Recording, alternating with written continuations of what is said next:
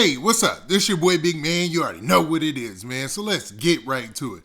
Okay, so today we're going to be talking about this Young Dolph situation. And we're going to be talking about the suspects who have been arrested and captured in the shooting death of Young Dolph. Now, these are all suspects, which means they're innocent until proven guilty. But this story is the story that keeps on giving. I'm telling you, man. Now, there's a third suspect who has also been arrested. And he was actually riding in the car with Justin Johnson, aka Straight Dropp.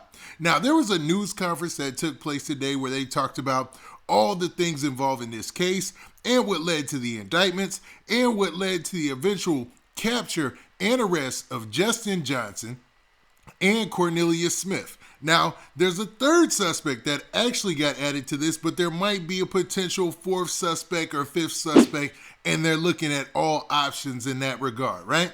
Now, before we get to the story and talk about all these news clips and things that happened from today, do me a favor. Make sure you hit that like button, make sure you hit that subscribe button, and man, let's get it. Okay, now that we got that out of the way, man, let's talk about this whole news conference from today, the third suspect that was arrested, and all of that. Now, I want to reference this news story from the ABC News there in Memphis. Now, the local ABC News affiliate in Memphis, they were on the ball. They actually had the live stream of the entire news conference, and it was long, man. I want to say it was like 35, 45 minutes, and all of that is just too much for an 8-minute video. So, man, what we're going to do is we're going to chop this into sections and talk about some of the finer points, and one of those specifically being this new suspect. So there's a third suspect who was also arrested and indicted in this whole situation, right? Now, this guy goes by the name of Shundale Barnett. Now, at a news conference on Wednesday, U.S. Marshals said Shundale Barnett, originally from Memphis but living in Texas, was assisting Johnson when he was on the run. So basically, they're saying that his crime was assisting Johnson and Johnson being Straight Dropp. They're saying that he was helping Straight Dropp while he was on the run, probably either helping drive, help move him around, go different places with him. I guess just being his homeboy, man, which is wild. I mean, you kind of don't want to see somebody going down for being that loyal. But then when you think about the fact that, when you hiding and harboring a fugitive, you already know that's a crime off the rip. You already know the penalty for that. So, man, once you get caught up, it is what it is. Now, it continues by saying they said Barnett was a passenger in the car with Johnson at the time of Johnson's arrest. Investigators said Barnett was helping Johnson after the shooting. And this goes back to that weird place that he was probably in. I mean, you got your homeboy, you probably trying to help him, but when it comes to stuff like this, when there's a shooting involved, there's somebody lost their life, there's, murder or whatnot, there's only so much you can do, man. Probably the best thing he could have did was give him advice and tell him, man, go ahead and turn yourself in, dog, because I ain't about to getting caught up with you. You feel me? Now, the story also says that Barnett is charged with accessory after the fact to first-degree murder, criminal attempt to commit first-degree murder, and theft of property, $10,000 to $60,000. Now, hold up right there. A lot of them have this theft of property to $10,000 to $60,000, right? And we're trying to figure out what that's about, man. Is that the jewelry that everybody's been talking about? Did they really take Young Dolph's jewelry and stuff when after he had been shot, or was that made up? So where does the theft come from? Does the theft involve the car? Maybe it has to do with the getaway car or something like that. Because in a news conference that they had today, they said the car that they were found in was not a stolen car. It was not a stolen car, but they could not give up whose car it was, obviously, because they don't want to put that person's name and identity out there or whatnot, right? But they said, $10,000 to $60,000. I'm wondering, is that the jewelry or what? Because that came up several times during the news conference, and I'm like, okay, when was something stolen? I thought it was just strictly like a shooting and a hit. So obviously, right after the shooting, they're saying this guy was involved in the situation.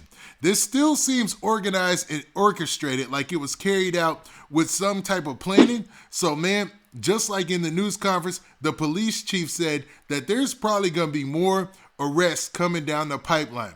There's even a fourth person who was named that we're going to get to in a second. Now, this ends with saying Barnett remains in custody in Clay County, Indiana jail and awaits extradition to Shelby County. So he's still in Indiana and he's being extradited probably separately than Straight Dropp. Now, Straight Dropp, the U.S. Marshals, they had a guy who was talking on their behalf, right?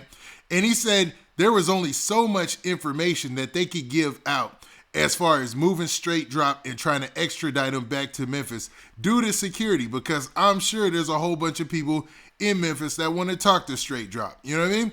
So it's wild that they have to go through all these precautions just to get him even back to Memphis to make sure that they have the safety of everybody involved, right? Now, there was also a fourth suspect that they talked about, or not even suspect, because that's a little, let's not call him a suspect. Let's just say their name was brought up. And it was a guy by the name of Tyrion Owens. Now, there's several news stories out there of a guy by the name of Tyrion Owens who should be around the age of 22, 23. So he's around Straight Dropp's age, and he's been in a couple of different cases or whatnot, but I'm not sure if that's the same guy. I know his picture is floating around here. I'm not going to do that, but until we know for a fact it's the same guy. But man, his name did get brought up. And the police chief had something to say about that. She was actually letting it be known that Mr. Owens, if there's anything they need to know about him, there'll be more information coming down later. Now, the U.S. Marshal was quick to put out there that the third suspect was caught alongside Straight Dropp. Like they were both caught in Indiana together, and that they would be getting his mugshot out there swiftly. Like so everybody in the public can know who he was or know who he is. And that way we can get an idea of who else is going to be involved in this case. Like I said, this case is starting to build like crazy. And that's another thing that the police chief touched on during the news conference. She said that due to all the information they've been receiving, and a lot of the stuff they've been getting even on the Crime Stoppers network, like they've gotten hundreds of clues and tips. And as they find something else out, they find another layer of something to do with this. So man, don't be surprised if you hear some bigger names or some other names involved in this case later on. But right now, those are the three main suspects that we're looking at. And the third suspect seems like he was just trying to ride for his homeboy in all the wrong circumstances. You know what I'm saying? He probably should have, like I said, gave him some good advice, told him, yo, go ahead, turn yourself in, dog. But Shundale Barnett, I'm not sure if he's a rapper or even messes with the rap game like that. He might not even have any type of affiliations. But one last thing I want to talk about is Straight Dropp's rap sheet. When the DA started reading off his rap sheet, you could have heard a pin drop in that place. This dude had cases that we didn't know about publicly. You know, there's been rumors about, but man, it would have seemed like people would have been far away from him and he was all bad for a long time. But it looks like somehow he found himself into these rap circles around rappers. And man, you never know, man. You just never know. That's why you got to watch your circle, dog. You got to watch who you have around you, and you got to keep your circle tight. Now, with that, what do you guys think about this new development? What do you think about this guy, Shundale Barnett, coming out and being put into this case as a suspect? Or what do you think about the fact that the police chief said there will be more suspects later on, and that this case keeps on rolling? Do you think there will be even bigger names within the hip-hop industry we'll hear? Or do you think that, man, maybe this was just something that had nothing to do with rap beef or anything like that? Now, with that, this has been your boy Big Man. Do me a favor. Make sure you hit that like button. Make sure you hit that subscribe button. And make sure you hit that notification bell so that way you get a notification every time I drop this hot content. And we out of here. Peace.